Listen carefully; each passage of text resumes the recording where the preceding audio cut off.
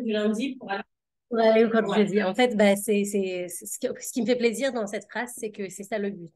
d'accord. Parce que Vraiment. le Tanya, c'est considéré comme la Torah écrite de la Chassidoute. Dans la Torah, quand j'aime, il a donné la Torah au peuple juif, il a donné la Torah écrite et la Torah orale. Ouais. Donc il y a le Chumash, ça c'est la Torah écrite, le Navi, le Chumash, les prophètes, donc la Bible, ce qu'on appelle les trois sections de la Bible. Ça, c'est la Torah écrite. Et ensuite, il y a la Torah orale, c'est la tradition. Donc, c'est beaucoup plus élaboré, tout ça. C'est élaboré sur la Torah écrite. Donc, c'est la Mishnah, la Gemara, les Midrashim. Ça, c'est la Torah orale. Et dans la Chassidoute, on considère la Chassidoute, c'est la face cachée de la Torah. Et donc, il y a énormément de livres qui ont été écrits sur le sujet de la Chassidoute. Et le Tanya, c'est considéré comme la Torah écrite de la Chassidoute. C'est les fondements de la Chassidoute. Tous les points essentiels qui sont abordés dans le Tanya, ils sont ensuite élaborés dans d'autres livres, mais qui sont basés sur les enseignements du Tanya. Et ici, dans ce livre qu'on étudie, c'est prendre les points essentiels du Tanya et les mettre à plat pour dire qu'est-ce qui se passe c'est quoi le behind the scenes, qu'est-ce qui se passe derrière les rideaux de notre monde, qui fait que notre monde il fonctionne comme il faut faire. Donc, c'est vraiment, c'est comme l'introduction en quelque sorte à pouvoir étudier le Tanya. Ça me fait vraiment plaisir parce que voilà, c'était vraiment le Je m'en but. suis rendu compte.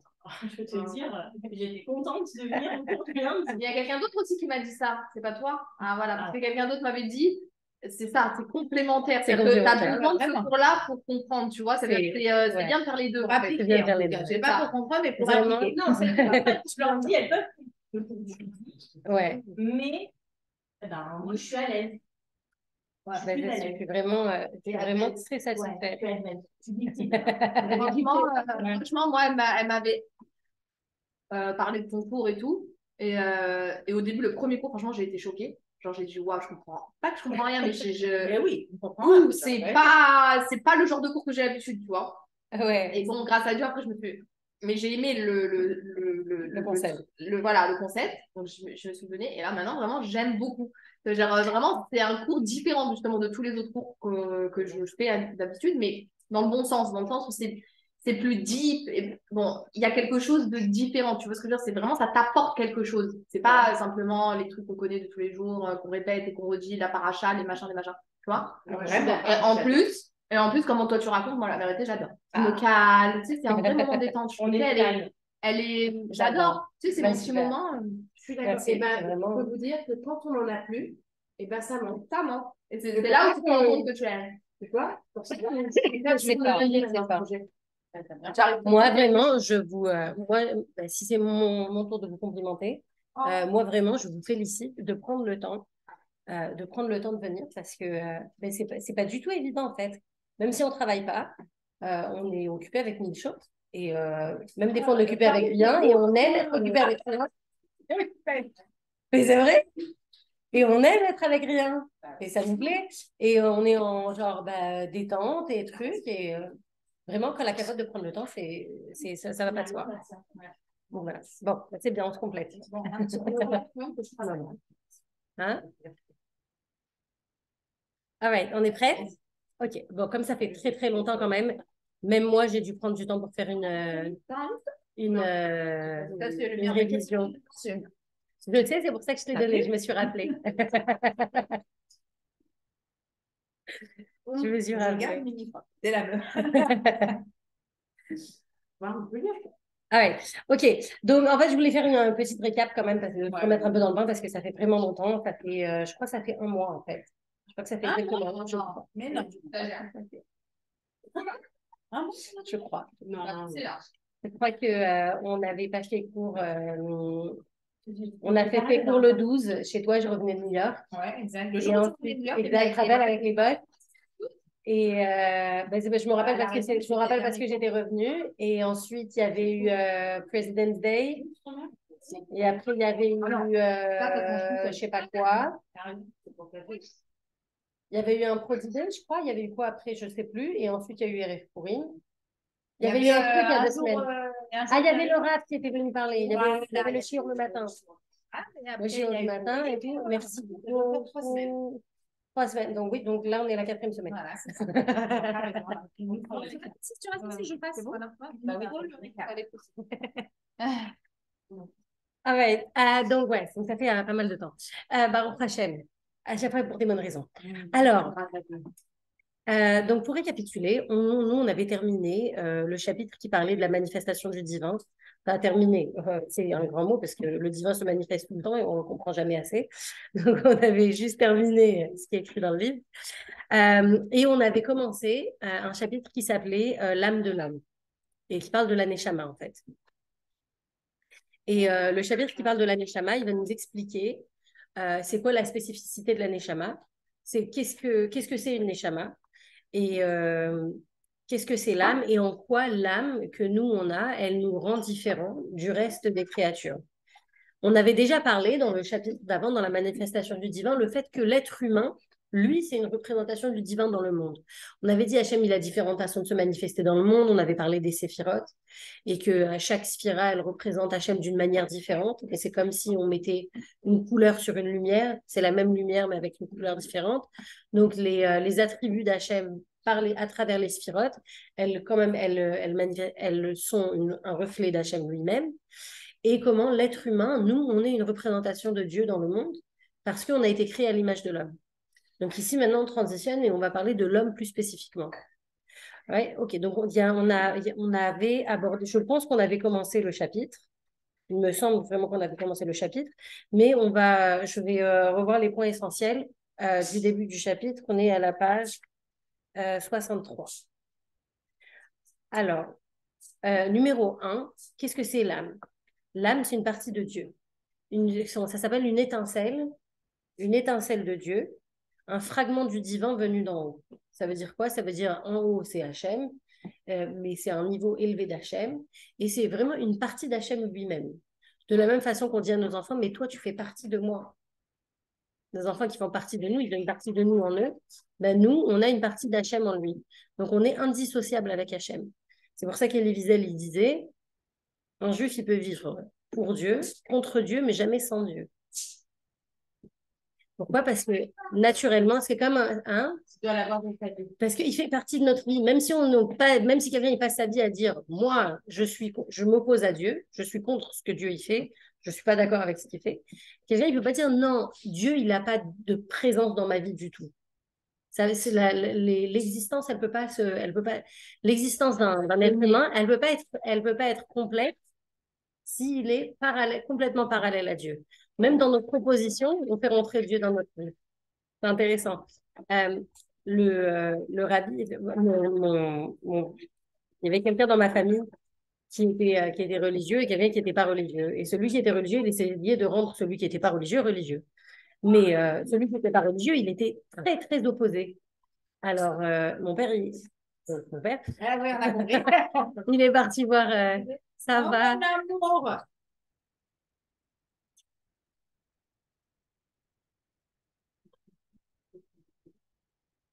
Ça va. Oh, quel drame. Non, non, du tout. Du tout. T'inquiète pas. Allez-y, allez-y. Non,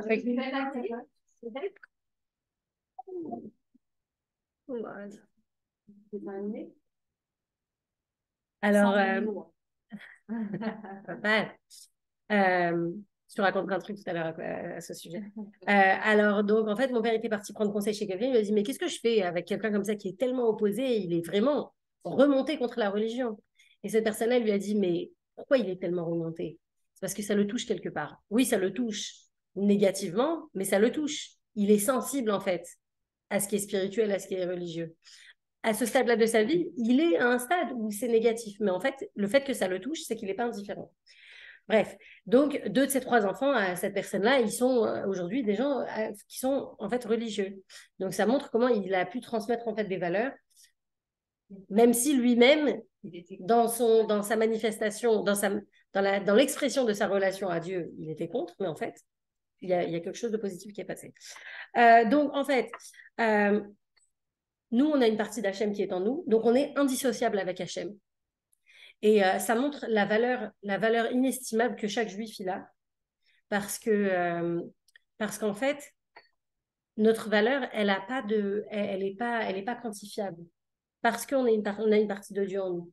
C'est comme il y a une histoire de quelqu'un qui était parti voir, qui avait fait qui avait pris un guide touristique pour visiter les joyaux de la couronne à Londres. Et il parle avec la guide et il lui dit, mais en fait, ça vaut combien la couronne de Henri Ier? Mais il y a pas de, on ne peut pas y attribuer une valeur. Non, mais si quelqu'un y vendait cette couronne, si la reine un jour elle décide de vendre la couronne, à combien elle peut la vendre? À combien elle va se faire vendre? Mais il y a pas, c'est pas monnayable. La valeur, la valeur elle est trop inestimable. Il y a trop il y a trop d'importance à l'objet, on ne peut pas lui donner une valeur. Les Havdil, ça c'est pour une couronne qui a une histoire, qui a une signification, qui a une valeur intrinsèque, qui est complètement indépendante de la valeur qu'on lui donne à cause de son histoire, mais c'est quelque chose de matériel. Les Havdil en spirituel, la Neshama, elle nous procure une valeur, procure une valeur à notre vie qui est inestimable. Et nous, on doit prendre le temps de se rendre compte que notre vie, elle est inestimable. Par prochaine. Ensuite, le fait qu'on a cette Neshama, en fait, le fait qu'on ait cette Neshama qui est une partie d'Hachem, c'est ça qui va nous rendre différents du reste de l'existence. Toutes les créatures du monde, elles ont une partie d'Hachem, mais c'est comme une petite lumière d'Hachem, comme une petite étincelle d'Hachem. Nous, ce qu'on a, c'est vraiment comme si on coupait, comme si un morceau de flamme du feu d'Hachem. C'est vraiment, ça fait partie de l'essence d'Hachem lui-même. C'est pas juste une Hachem qui donne une petite source de vitalité dans tout ce qui existe. La force de vitalité qu'Hachem donne à l'être humain, elle est complètement différente. D'où on sait que c'est tellement différent. C'est parce que quand Hachem il a créé le monde, Hachem, dans toute la description de la création du monde, il y a écrit, Hachem a dit que la lumière soit et la lumière fut. Hachem a dit qu'il y ait des arbres et les arbres furent. Hachem a dit qu'il y ait des astres et les astres existèrent. Mais quand il s'est agi de la création de l'homme, alors on nous décrit dans la Torah toute la formation du corps de l'homme. Hachem, il a pris de la terre, il a formé, il a façonné. Et ensuite, on dit, il a insufflé dans l'homme un souffle de vie.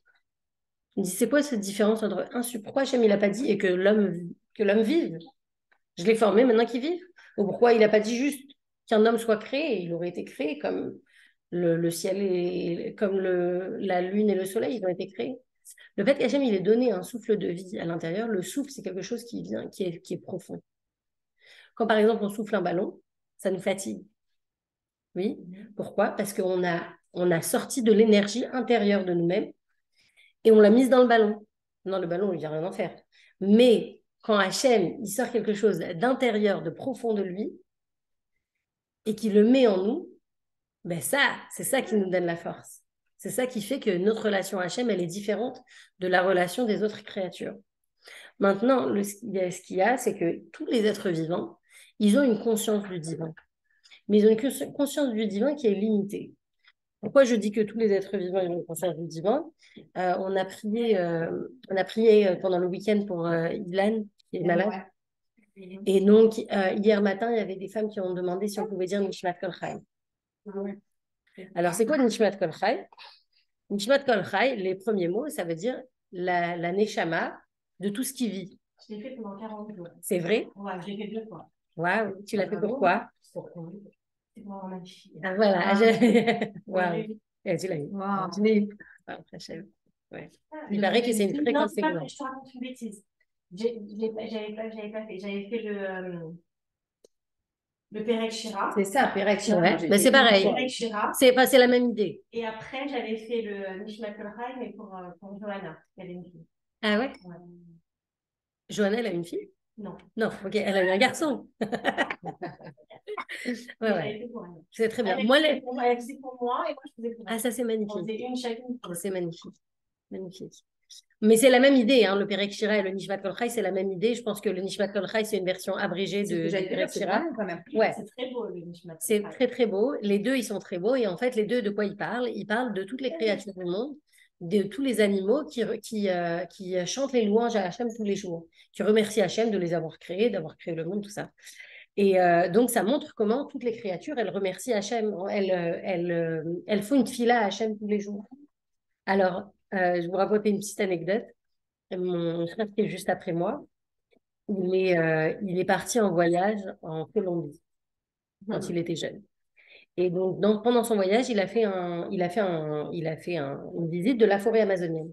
Et donc, il avait deux choix, soit de prendre un guide qui est américain, super conforme, tout ça, soit de prendre un guide local qui a grandi dans la forêt.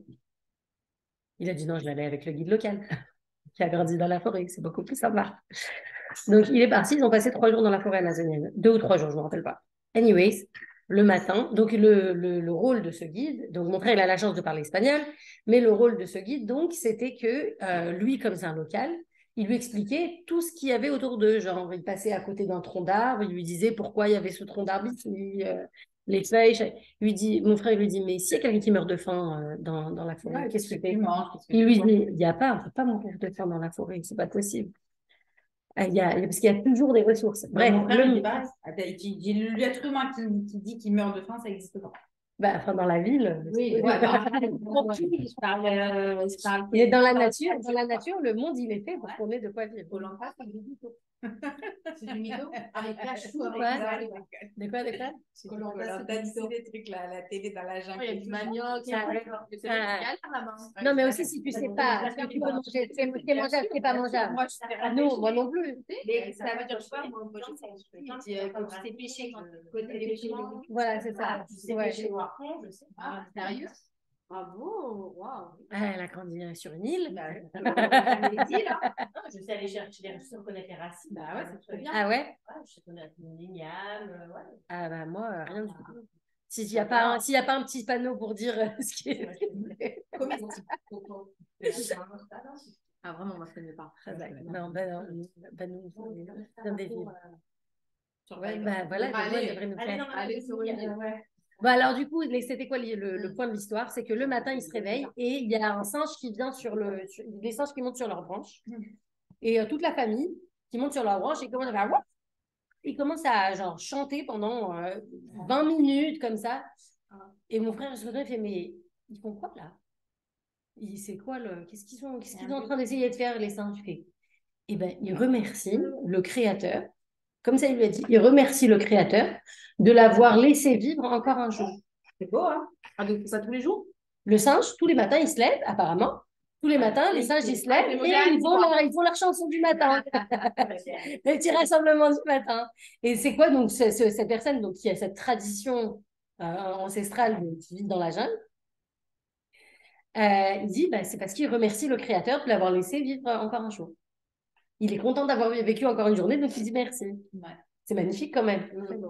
Moi, je trouve que ce qui est beau dans cette histoire, c'est que ça vient de quelqu'un qui vit avec la nature. Nous, on le voit d'un côté spirituel. Mais même les gens qui vivent dans la nature, c'est ça la réalité de la... Le ressenti. J'ai trouvé que c'était très intéressant. Bref, donc en fait... Enfin bref.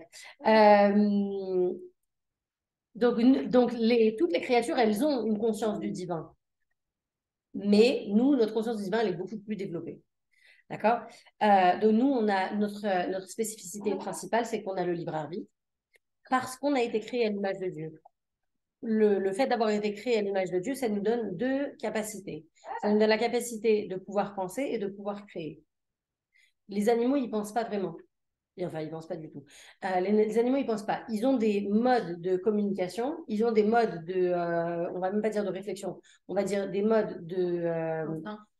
c'est même, il y a les instincts, c'est sûr. Non, mais ils ont des modes d'analyse de l'entourage, mais qui sont dépendants de leurs instincts de survie, en fait.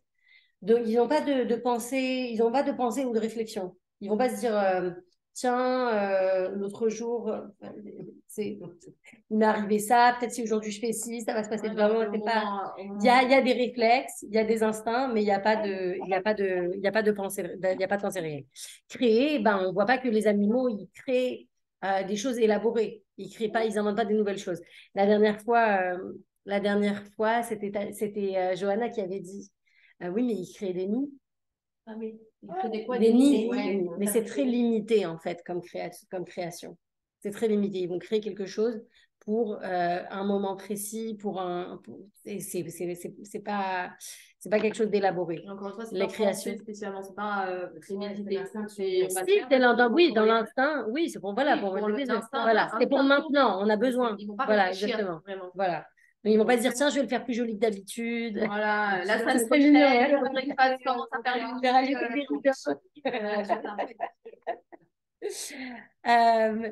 donc voilà, donc ça c'est des propriétés qui sont propres à l'homme.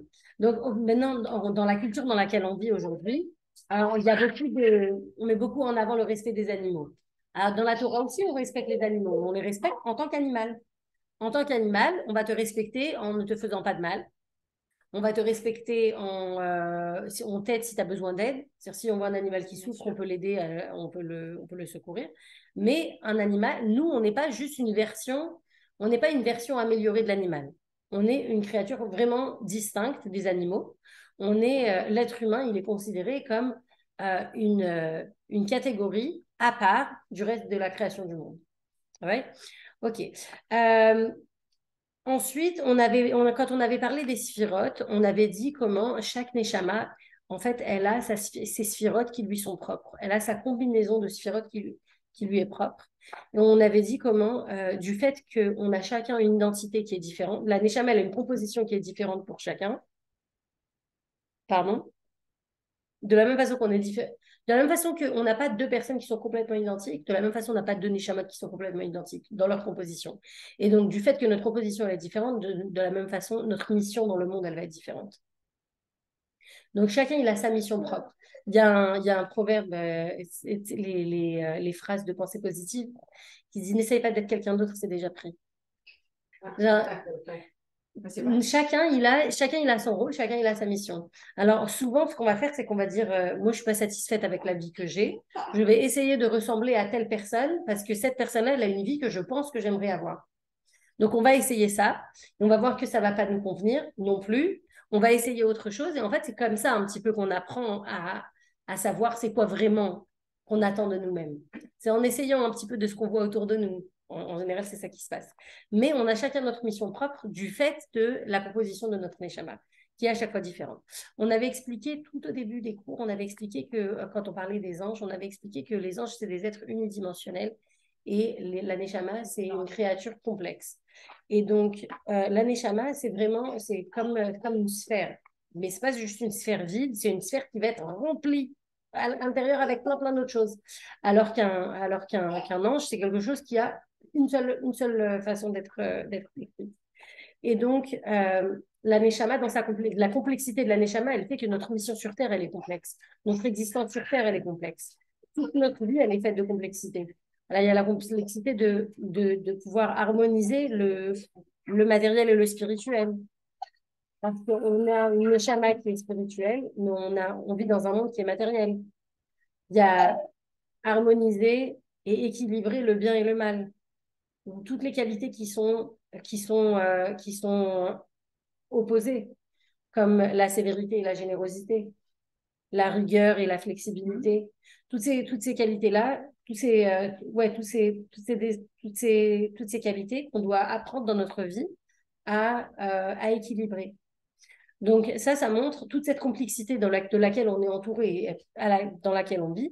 C'est un reflet en fait de la complexité de notre neshama qui est en elle-même. C'est comme si vous ouvrez un téléphone et il y a des fils qui vont partout dans tous les sens. Ouais, maintenant peut-être plus, je sais pas. Il y a des diodes, mais je pense, ouais, il doit y avoir des trucs quand même, hein, quand même. Même avec les sans-fils, il doit y avoir des trucs. Et ben, on voit ça, on se dit, waouh, c'est super compliqué, ça va dans tous les sens, il y a plein de choses, il y a plein de possibilités. Et ben, la neshama, c'est un peu comme ça. À l'intérieur, c'est très, très complexe. Et c'est nous, on doit ajuster notre vie avec toute la complexité de la neshama. Cependant, la neshama en elle-même, elle peut pas exister. Elle peut exister. Elle peut pas réaliser sa mission. Elle peut pas réaliser son potentiel. Elle peut pas s'accomplir si elle reste au statut de juste neshama.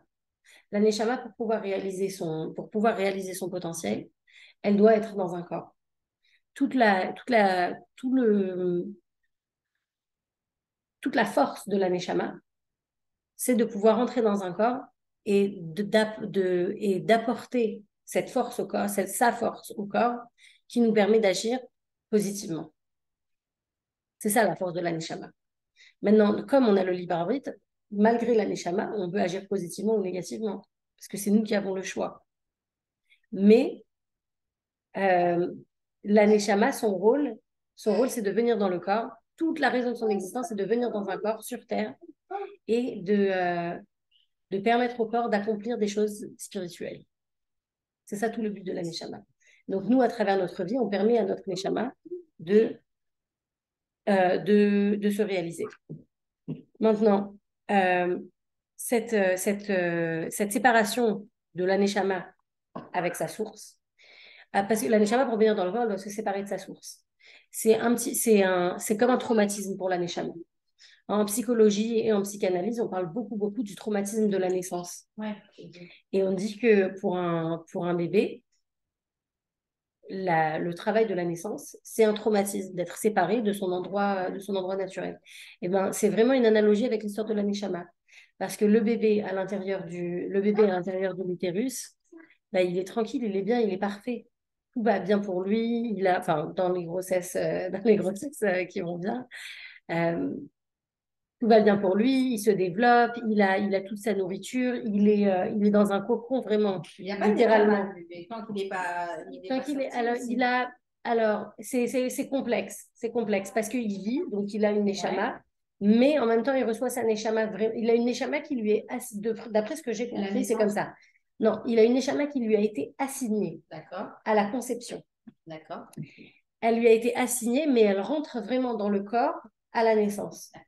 C'est pour ça que d'après ce que j'ai compris, j'ai pas vérifié avec un RAF pour vérifier, non, mais d'après ce que j'ai compris, c'est pour ça qu'un enfant un chas v'shalom, il est mort-né, c'est pour ça qu'ils n'ont pas un enterrement comme, comme quelqu'un qui a vécu. Ah, pour qu'ils ont une bride. Ouais, les garçons, bien sûr. Mais je sais pas si c'est avec une bracha. Je sais pas si c'est avec une bracha. Et ça dépend. Ça dépend. Oui, c'est vrai. Ouais. Mais genre, même à 8 mois de grossesse, quand ils sont très jeunes, ils partent. Ouais, bien sûr, ils sont viables.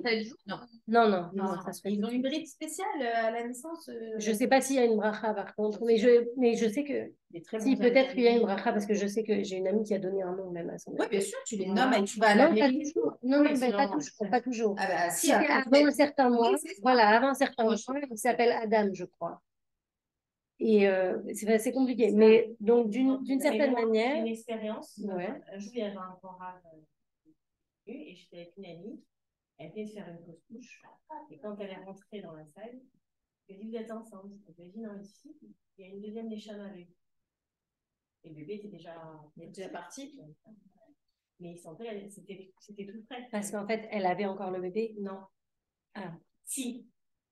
Il fallait le retirer. Oh. Et il a dit: si, il est là, vous allez voir. Elle dit: non, il n'y a plus. Oui, mais ça neshama est là. Horrible.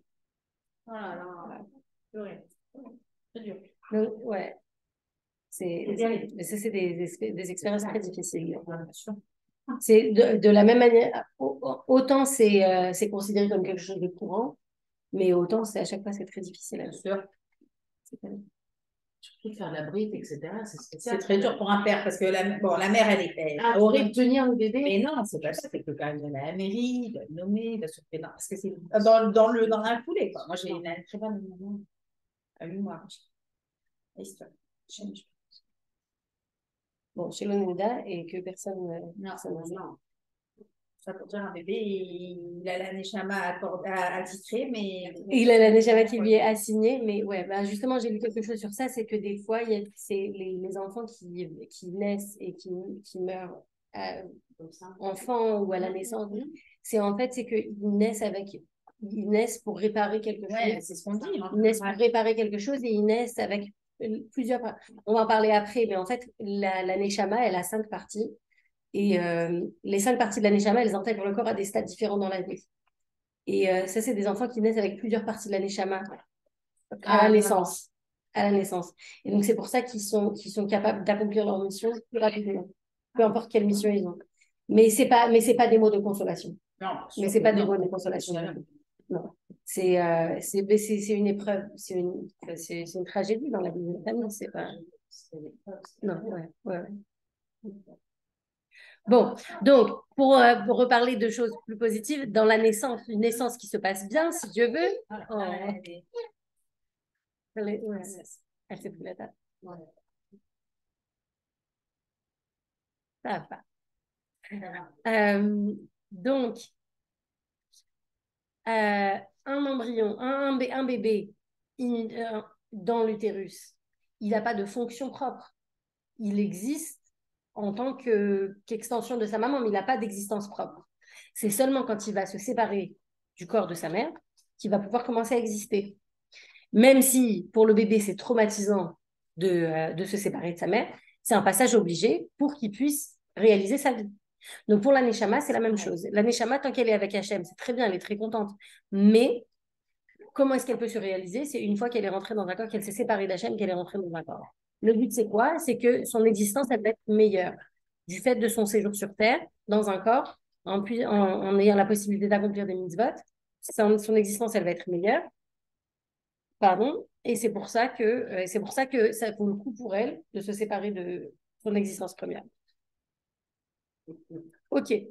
Après cette introduction, est-ce que vous pensez qu'on peut s'y tourner vers le livre? Je pense que ce serait... Ouais, je pense que c'est assez bon. Vous connaissez celui-là? Bah oui. J'ai encore le goût des chips crunch dans les dents. Tu prends ça, tu manges plus. C'est vrai. Tu gardes le goût, t'as envie de garder le goût.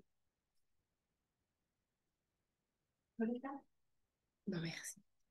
On va commencer à la page 64. Non, on va commencer à la page 65. Aucune âme ne ressemble à l'autre. Ouais, au milieu de la page 65. On y est? Aucune âme. Page 65, au milieu, ouais. Ok, ouais.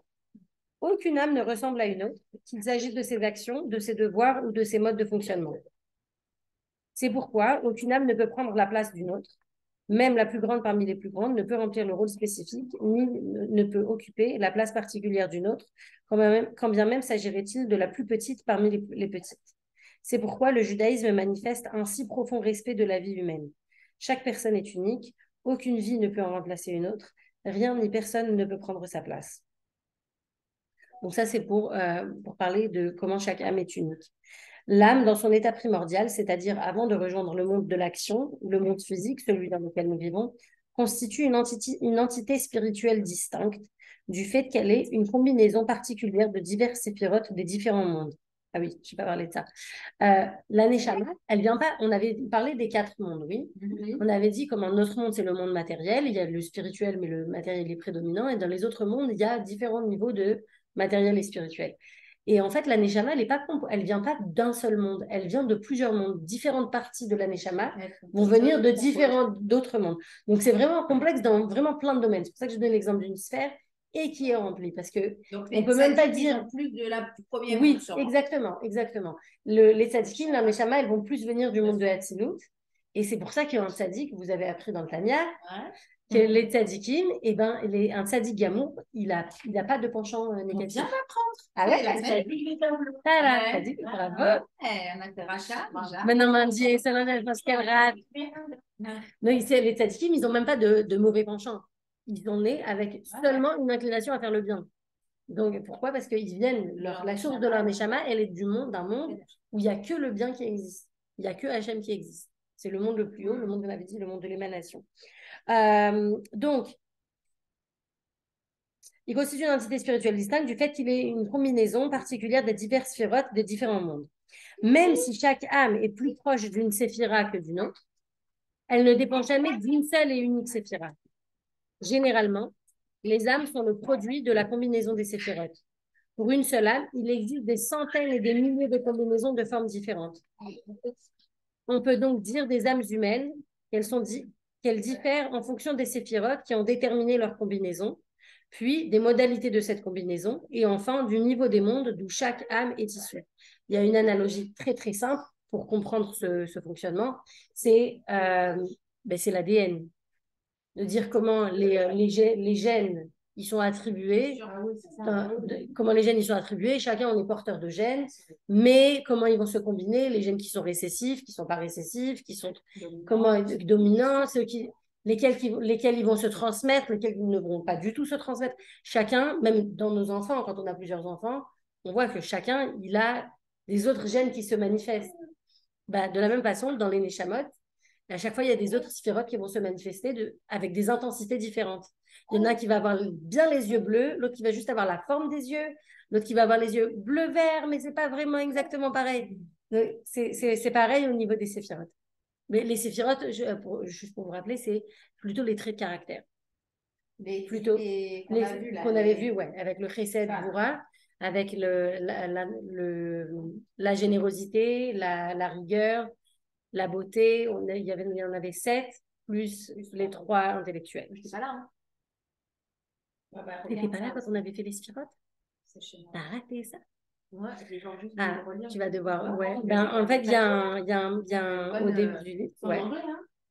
Ouais, c'est en anglais, je l'avais trouvé en anglais. Ouais.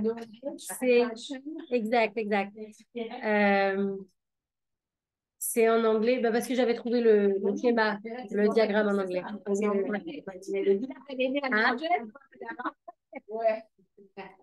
Qu'est-ce que tu as dit? Ta fille, elle s'appelle Tiferet? C'est la beauté. Tu as une fille qui s'appelle Tiferet? Non. Il y avait une dame âgée qui faisait les cours avec nous. Et à chaque fois, elle mettait un point d'honneur. Tu m'appelles Tiferet quand même.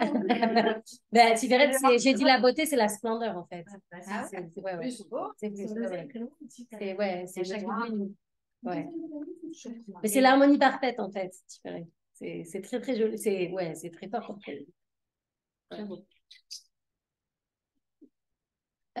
Donc en fait, pour t'expliquer, Mandy et Solange, pour faire un petit rappel, les séphirotes, c'est des traits de caractère qu'on attribue à Dieu. Et Dieu, il va utiliser chaque trait de caractère pour une action différente.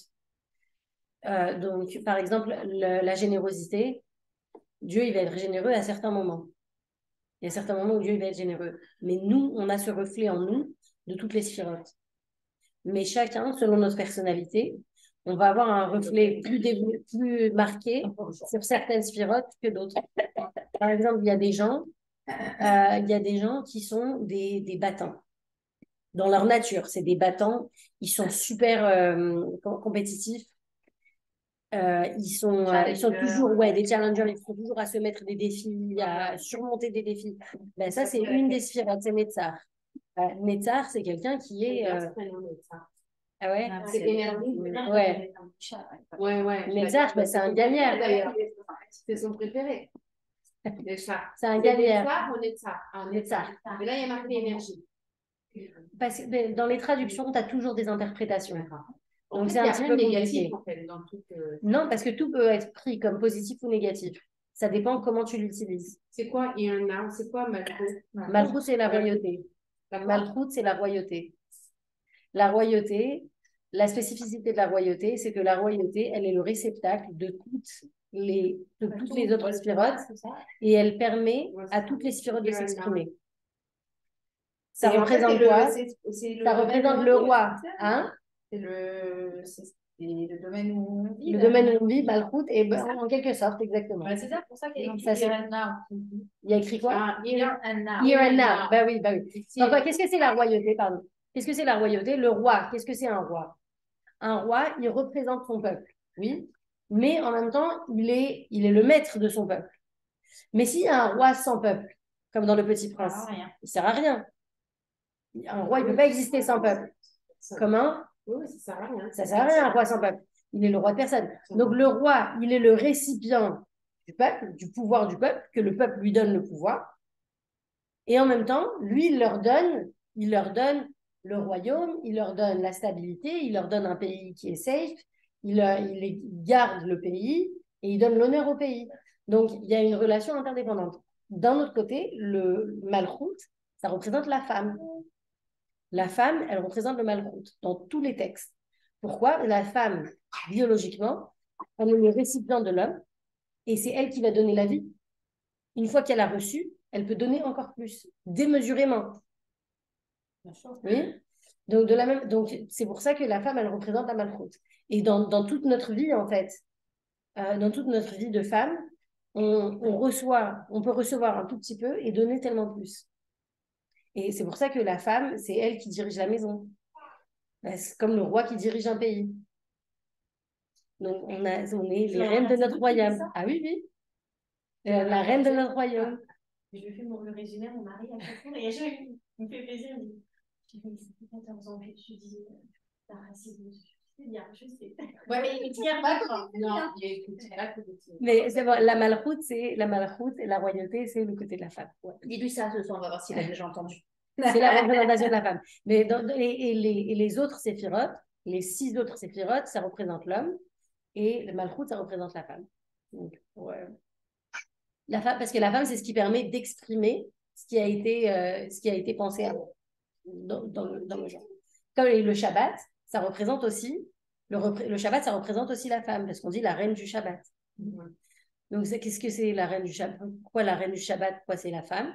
Parce qu'en fait, le Shabbat, il donne la force aux 6 autres jours de la semaine, mais en même temps, notre Shabbat, il va être un petit peu dépendant de la semaine qu'on a eue avant. Si on a une semaine kata, le Shabbat, on ira plat-plat. Ouais. Forcément.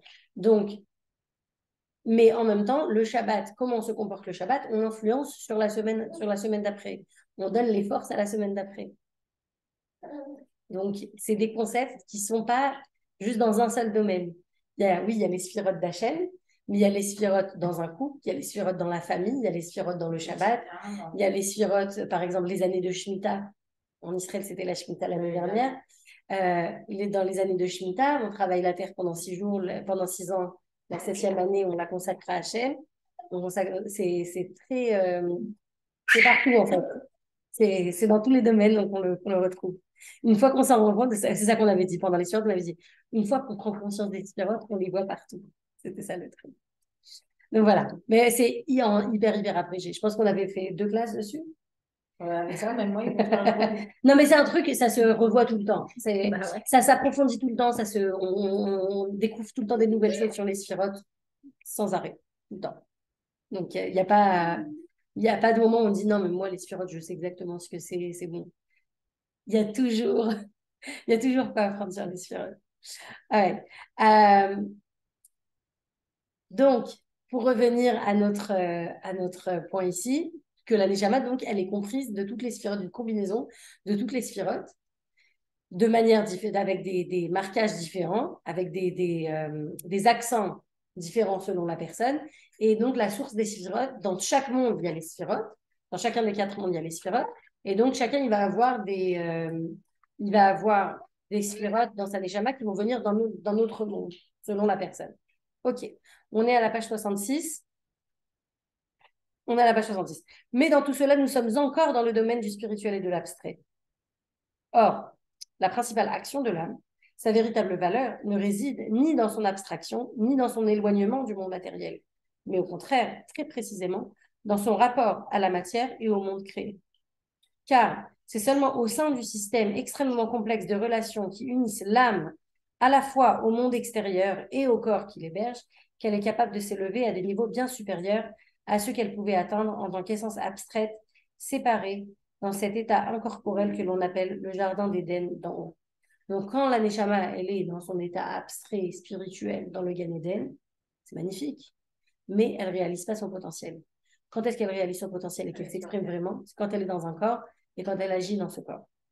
Ce processus d'union de l'âme avec le corps, la descente de l'âme dans la matière, constitue, dans une certaine perspective, la tragédie profonde de l'âme.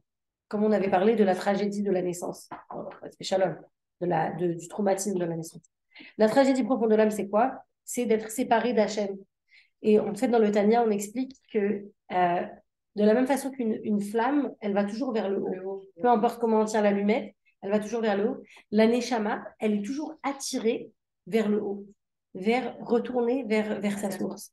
Si la Neshama, elle pouvait, elle retournerait tout de suite vers sa source. Comme un bébé, s'il pouvait, ça, vraiment, elle le tiendrait dans les bras tout le temps. Mais elle fait l'effort de rester dans notre corps pour pouvoir accomplir plus de choses dans notre corps. Moi, je trouve que savoir ça, ça nous donne comme une responsabilité envers notre Neshama. Non? Dis, bon, écoute, tu fais tellement d'efforts, je vais t'aider. Je vais faire quelque chose pour toi.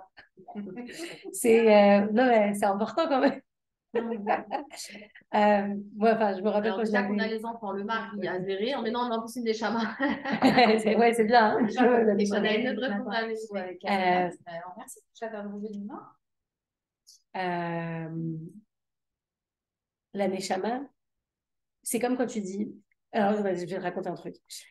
Pas récemment, il y a genre l'année dernière, il y avait une femme qui avait écrit sur Facebook, elle fait ouais, moi je donne des cours de Torah, machin, et j'ai envie de faire un poll, un sondage pour voir c'est quoi vos responsabilités en fait.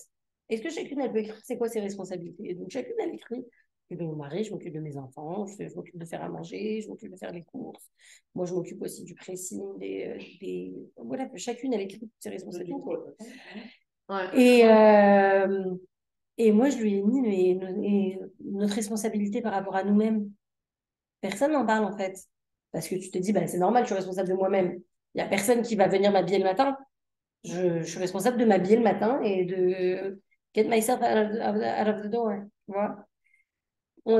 Quand tu prends le temps d'aller te faire les ongles et d'aller te faire le brushing, on ne se dit pas, ah ouais, en plus de toutes les choses que je dois faire, je dois même aller me faire mon brushing. Si moi je me le dis, ça me saoule. Ah ouais. Cette année de le faire. Ah ouais. Ben, je n'aurais pas pensé. Hein? On a beaucoup de cheveux, ben, on a Rachel et on a les cheveux très stylés. Ouais. Et Miami, c'est pas fait pour les cheveux. Ah ouais, c'est dur. Hein. Et attends, et les ongles pareil, c'est une tannée? Ouais, ouais, les ongles, c'est une tannée aussi? Tout, c'est une tannée. Il y a bien quelque chose que c'est désolé. Ah, vous n'aimez pas. C'est ma pardon. Elle voulait dire un truc qu'on voulait avec lui. Alors, ouais. manger. Ouais, bon. Moi, quand je vais faire Ok. Non, mais... Voilà. Si tu vas au resto une fois par semaine avec ton mari, tu kiffes. Bah oui. On va dire, mais lui, il mange une salade, lui. Ça doit être relou quand même. Ça, c'est relou. Tu as l'impression, genre, merde, il y a quoi qui mange. Et après le jeune, on a été chez Bambou, là. Maman, on a commandé, on a regardé, mais ça fait manger. Ça, c'est embêtant. Ça, c'est embêtant. Pas grave. J'avoue. C'est quoi, Bambou? C'est bon. Comme ça, sur la 163. De 11 louis. Ah ouais? Je sais pas. Vous connaissez pas moi? Non, elle en non, parlé. moi, je déteste les voitures, en fait. Ah non, elle ne faut pas s'inquiéter. Bon, parce que ouvert, je ne peux pas vous donner en nom si jamais il y a eu une enceinte. Elle me dit après. Ah là là là. Bref, en gros, l'histoire, c'était de dire quoi? Que, en fait, c'est prendre soin de toi. C'est pas prendre soin de la neshama qui est à l'intérieur de toi. C'est une façon de prendre soin de toi-même. Comme par exemple, tu viens au cours le lundi. Tu viens parce que ça te fait du bien. Ouais. Donc, en fait, prendre soin de ta neshama, ça te fait du bien. Bien sûr. Ouais, tu comprends? Quand tu te maquilles, tu dis, je me maquille pas parce que je suis obligée de me maquiller, c'est parce que je sais que ça me fait plaisir de me maquiller. Ça va me faire me sentir bien. Donc, s'occuper de sa neshama, c'est ça. C'est faire quelque chose pour toi, mais d'une manière plus profonde. Pas juste, je me suis acheté une nouvelle robe. C'est un niveau plus profond. S'acheter une nouvelle robe, c'est aussi prendre soin de soi. Ouais. Mais c'est un besoin. Riscal en avait parlé dans un de ses cours. C'est un besoin qui est superficiel par rapport à un besoin qui est plus essentiel. Ouais. Donc, c'est ça. Donc, c'est par exemple avoir une conversation avec quelqu'un qui est gentil avec toi. Ça, c'est un besoin plus essentiel. Tu appelles une bonne amie, tu parles avec ton mari parce que tu aimes parler avec ces personnes-là. C'est quelque chose que tu fais qui te fait du bien. Mais c'est un bien qui est beaucoup plus profond que de prendre soin d'un besoin superficiel. Donc, c'est ça l'idée. Donc, on a une responsabilité par rapport à notre neshama. S'occuper de notre neshama, c'est quelque chose qui nous fait du bien. C'est pas quelque chose qui est censé nous peser. Si ça nous pèse, ça veut dire que notre relation avec notre neshama, elle n'est pas au point. Tu comprends? Si elle n'est pas au point, mais c'est pas un problème en soi. Mais c'est quelque chose qu'on s'en occupe. Ça prend du temps. Midi. Ah, donc oui, c'est vers le midi, donc on est vers lundi prochain. Donc lundi prochain, on va bonjour le groupe. C'est grand là-bas? Ouais. On était 12, 13, il y avait que lui. Ah ouais. Ah, je trouve que c'est une très bonne idée de faire ça. Ok. Ok. Ah, moi, je suis. Allez. Faudra pas que tu sois malade ce jour-là, comme ça, tu peux faire la cantine. Je vais prier. Faites pas Attends, mais tu pars quand? J'allais te dire. Non, pas lundi prochain. Ah, Lourdes. Allô, C'est la semaine je suis à Lourdes, moi, j'ai plus annulé, moi, ce voyage-là, de faire du camping. Mais bon. Je pas à la copine. Pardon. C'était à la copine. Julia qui m'a mis la pression. Ah ouais. Mais de toute façon, la semaine prochaine, pareil, j'ai un problème, je l'ai pas. Bah ouais, non. Ah ouais. C'est le jour du gala. Non, Non, c'est pas le jour du gala, c'est le jour La avant. veille. Non, mais Bon, moi, je vous dis, hein, après, il y a fait ça. Déborah, elle est Juste non, la semaine d'après, on peut faire. la semaine d'après, on peut faire. Voilà. Oui. La semaine d'après, c'est bon. Oui, la semaine prochaine, j'avais oublié, j'avais. Bah oui. Et pourquoi? C'est férié? C'est une break. Bah, Moi aussi, j'ai. Voilà. Mais Déborah, ils sont à quelle école, ces enfants? Dans mon Ils sont école. ici avec. Ils ont une maîtresse dans. Ouais. Quoi? Ah ouais? De temps en temps, ouais. Tu fais des remplacements à l'école? Ou pas? Hein? Approuvé. Tu peux des devoirs. Tu peux me demander à ta copine. Hein. Ta copine, moi, elle est musulmane. Musulmane, pourquoi? Elle a dit qu'elle était musulmane. Ouais, parce qu'il me casse la tête. Eh, are you Jewish? Are you Jewish? Et pourquoi tu veux pas leur dire? Parce que tout le monde sait que je suis juive. Ça fait 4 fois déjà que je fais leur classe. Ils me demandent toujours si vous êtes juif, si vous êtes juif. Il y en a une, elle est venue à ma tête. Elle était palestinienne. Ah ouais? C'est une israélienne. On joue un humour très spécial les 8e grades, tu sais. Ah, les 8e grades. Ah oui, ah oui. Donc, du coup, tu parles pas en 8e grade. Ah oui, oui, oui. Attends, je t'accompagne. Allez. Ok. Alors, donc, on était à l'âme qui a besoin d'être dans le monde pour pouvoir se réaliser. On est en bas de la page 66. Pourtant, là, genre 5 lignes de la fin, vous voyez? Oui, oui. Pourtant, mu par le besoin de descendre afin d'effectuer l'ascension désirée vers des sommets jusqu'ici inconnus, ça veut dire que l'âme, elle descend pour pouvoir remonter plus haut dans les niveaux célestes, l'âme prend ce terrible risque. Elle se met ainsi en danger. La fusion de l'âme avec le corps et son rapport au monde matériel, elle y constitue le seul élément libre, non soumis au déterminisme des lois physiques. C'est la seule vraie créature spirituelle qui existe dans notre monde. Rendre possible la chute de l'âme et par là même la destruction du monde. Ça va très bas. En vérité, c'est la création elle-même en général et celle de l'homme en particulier qui constitue ce risque. Quand Hachem il a créé le monde, il a créé cette possibilité d'osciller vers la droite ou vers la gauche. Descendre, mais c'est à chaque fois c'est descendre pour mieux remonter. Quand on échoue, c'est pour pouvoir se relever et s'améliorer par la suite. Et donc, le chapitre suivant, ça va être, pas le chapitre suivant, la section suivante, ça va être sur les cinq étages de l'âme. Très, très intéressant.